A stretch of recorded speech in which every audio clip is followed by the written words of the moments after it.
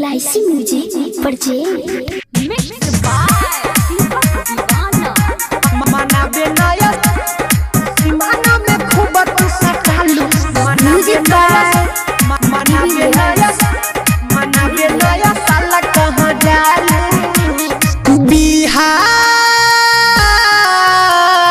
बिहार में बाबू से भेटालू मनाबे नया साल कहाँ जालू मनाबे नया साल कहाँ जालू मनसी खगड़िया में खालू मनाबे नया साल कहाँ जालू मनाबे नया साल कहाँ जालू सीमाना में खूब तू सटालू मनाबे नया साल कहाँ जालू मनाबे नया साल कहाँ जालू म्यूजिक बाय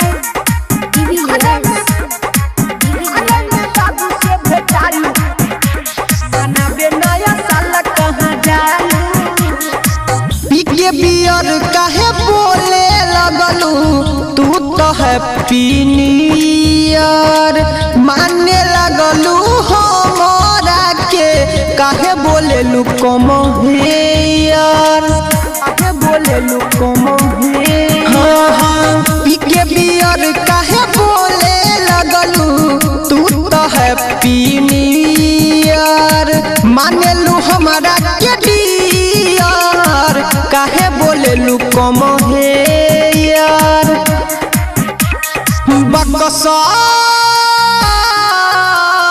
बकसर में कसर भेटालू मनाबे नया साल कहाँ जालू मनाबे नया साल कहाँ जालू सुपौल में सबसे भेटालू मनाबे नया साल कहाँ जालू मनाबे नया साल कहाँ जालू म्यूजिक बाय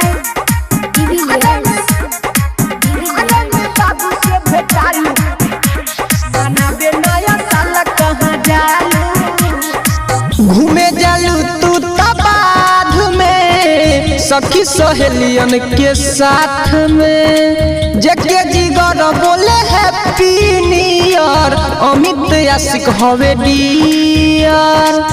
अमित आशिक हवे डियर हाँ घूमे जालू तू तबाध में सखी सहेलियन के साथ में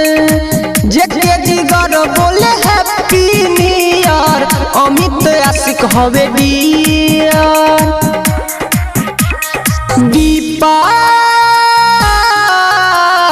दीपक गुंजन से हटालू मनाबे नया साल कहाँ जालू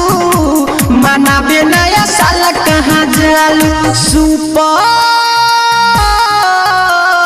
सुपौल में सबसे सटालू मनाबे नया साल कहाँ जालू मनाबे नया साल कहाँ जालू LIC music recording studio Triveniganj Supaul.